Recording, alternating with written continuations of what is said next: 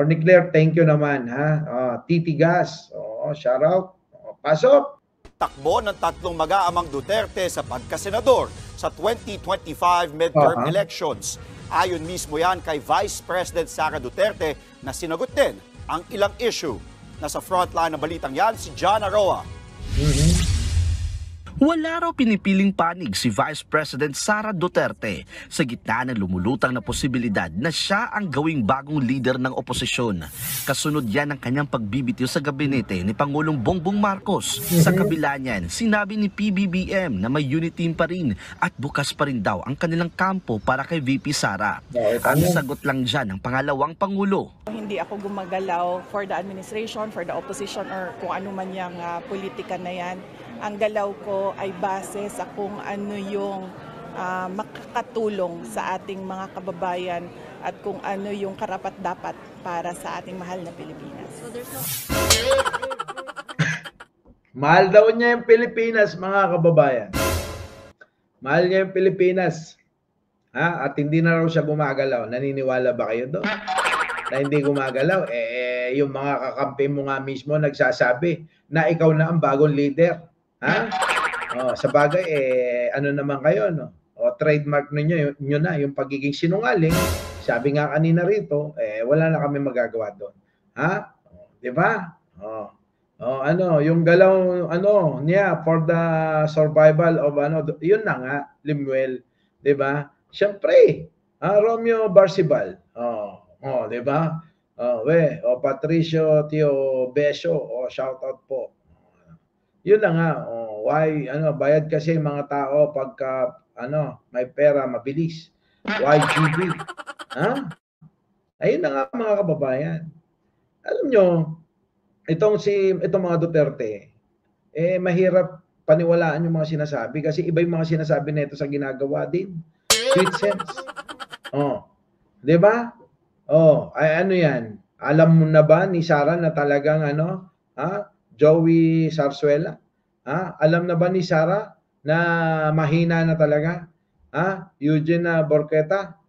Mahina talaga mga Duterte. Ramdam na nila ng mga Duterte, no? Di ba?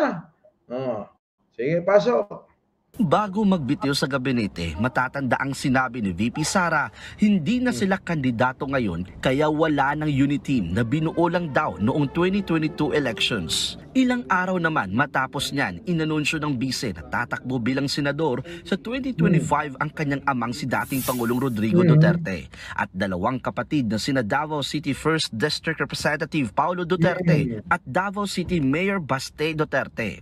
Kanina, binigyang diin ni VP Sara na wala na itong atrasan. Ang grupo ni former President Duterte, musulti sila nga gaandam sila magdagan. Si Pulong Duterte, maingon po siya andam siya nga mangdagan og senador. Ug istoryahan po nako ang mga tao na nakapalibot sa ako ang manghod nga si Baste Duterte. Musulti po sila nga andam po sila or gaandam sila nga modagan og senador. Sa ngayon, hindi ko naintindihan. Tuloy na lang natin Hell the Light. Shout out po sa inyo pong lahat. Gemma Ramirez. Pagtutuunan daw muna ng pansin ni VP Sara ang transition para sa magiging bagong Education Secretary. Sa July 19, ang huling araw ng BC sa kagawaran, meron kaya siyang napipisil na kapalit niya. Ang posisyon ng Secretary ay sa position of trust and confidence of the appointing power of the appointing authority, which is the President. So dapat talaga yan pinili ng Pangulo dahil dapat. Siyempre naman, wag kayong mag-alala, Angela Hiron, di ba? Maring Lala. Alam nyo mga kababayan, eto na nga, si Sara playing safe pa eh. Playing safe pa si Sara. Dapat nating unawain. Bakit kanyo? Kita nyo yung mga partido nila, naglipatan na pumunta na kay Pangulong Bongbong Marcos. Di ba? Ano pa asa? Wala na nga matitira itong mga ito. Tulad nga ng sinabi ko, sa politika, kailangan nyo ng mga leader. Di ba? Kailangan nyo ng mga leader. Ready na. Ready na daw tumakbo mga Duterte. Ayun na nga. Parang dami, comment ni Kupal BP ngayon. Kailangan niya yan ngayon eh. Baka marathon ka. Ah, ano yun lang po nag-marathon ka. Sumeksi ka pa. Pambihira. Mag-jogging na lang. Di ba? Alam nyo, wala na. Ubos na ang mga kakampi nito. Sila na lang magpapamilya, magkakakampi.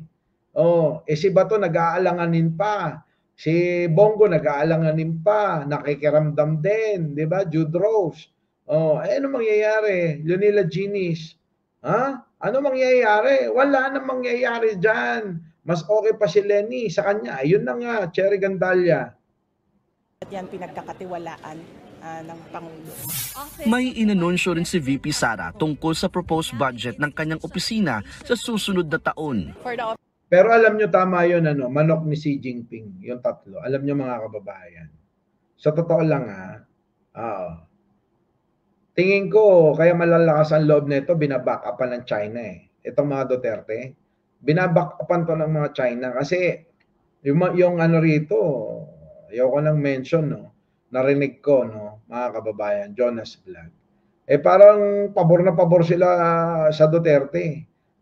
Parang yun din yung sinasabi ng mga Duterte na tahimik daw ang West Philippine Sea nung si Digong ang nakaupo. Paano hindi tatahimik mga kababayan? Lahat ng pabor para sa China binigay ng mga Duterte. Mga kababayan, lahat ng pabor, Patricio, shout out, Marina Magpale, di ba?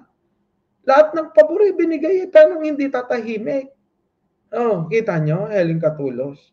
Ganon yung mga kababayan. Tapos ngayon, pinaglalaban ng Pangulo ang ating karapatan. Diyan sa ating mga teritoryo. Abay, parang sa kanila, baliwala. Ipamigay na lang daw. Total tubig na lang.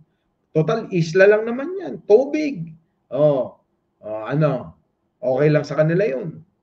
Siyempre yung mga tagasunod, yung mga nuknukan ng tanga at bobo at mangmang na tao, di ba? Abay, siyempre sabi ni Digong yun di doon na lang tayo. Wala nang sariling mga pag-iisip. Kung ano na lang ang sinabi ni Digong, yun na lang din yung laman ng utak nila. Wala na kasi silang wala na kasi silang sariling pagpapasya. Wala na silang mga sariling pag-iisip. Hindi na nila maisip kung ano na yung tama at saka yung mali. Di ba? Gloria Castillo, Marina Magpale, thank you naman po. Danny Alonso, Mary Ann Angeles, shout out. Di ba? Ganun ho puro hangin na ang utak. Bakit? Kasi nga wala na nalamon na ng virus yung mga utak nila sa mga pinagsasabi ni Duterte. Ano pa ang aasahan natin sa mga yan? Di kung ano na lang yung sasabihin din ni Duterte, i-echo na lang nila. Ganon. Wala na. Eds Jr. Januel Bailon. Tawa, Jocelyn Pinto, wala na boss. Mike, sila na mismo nagsasara ng isip nila. Yun na nga. Mga bobo nga sige, siguradong China is behind Duterte's. Kaya ngayon pa lang, di ba? Pass and pray na tayo. Yun na mga boss. Wala na tayong aasahan sa mga yan. Hindi naman sila kilala. Back then, they were nobody. Yun na rin. Paso. Office of the Vice President, no, wala kami proposal ng confidential funds for this year. Nasa Cebu City si VP Sara para sa Pasidungog 2024 kung saan 900 awardees ang nakatanggap ng parangal mula sa Office of the Vice President para yan sa kanilang kontribusyon sa mga proyekto at programa ng OVP. Nagbabalik. Siyempre, di ba? Alam nyo ngayon, yung mga parangal, alam nyo, madali na lang makuha yan. Madali na lang makuha yan. Our beloved Boss Mike Cervera.